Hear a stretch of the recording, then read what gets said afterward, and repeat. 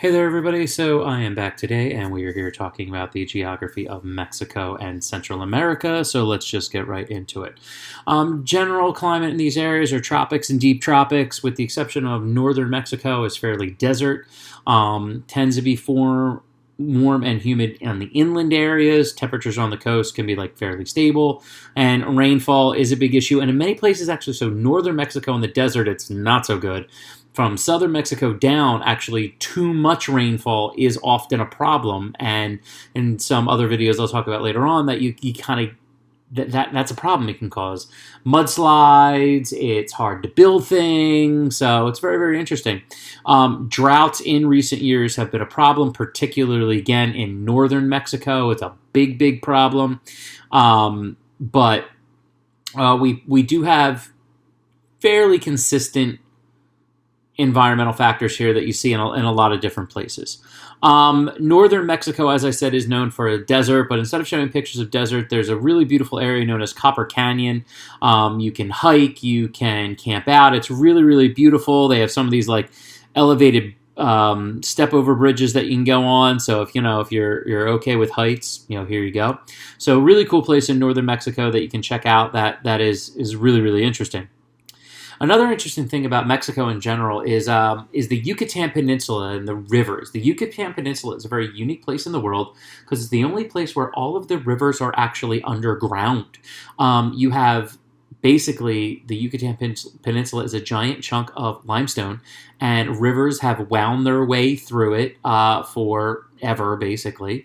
And then every now and again, those underground rivers kind of burrow up and they cause weaknesses in the limestone, and you get these collapses like you see over there on the right. And a lot of times they're almost, they're mostly circular, but they're really, really beautiful.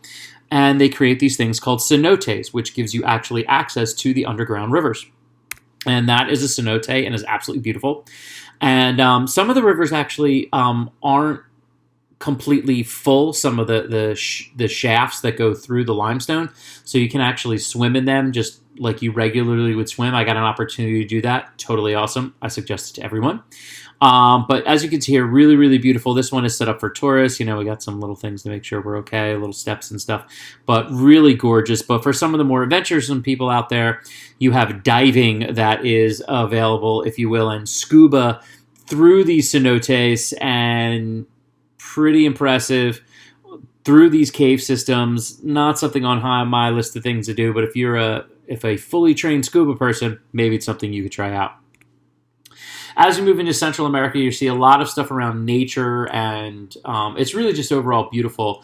Guatemala has some elevated areas and mountains, and in these mountain regions, you get these elevated lakes, which are really, really pretty as well. And this is the Lago de Atitlan, which is really one of the main places to go in Guatemala. And because it's up so high, it actually cuts down some of the humidity and makes it a little bit more easy to deal with. And as you can see, just beautiful vistas. In Belize, you can go to the Hummingbird Highway, which is really cool. It is basically this huge highway, which you have specific areas where you can turn off and see wildlife and just beautiful animals. Might come across the occasional Jaguar, as you see there, so, be careful.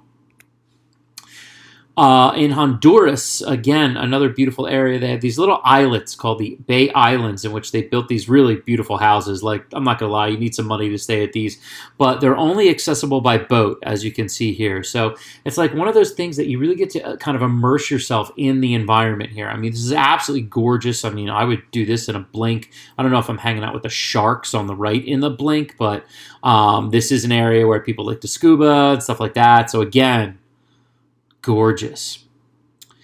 In Costa Rica is known for a lot of things. I'm going to show you some more stuff from Costa Rica in a minute, but one of these areas I thought it's really cool.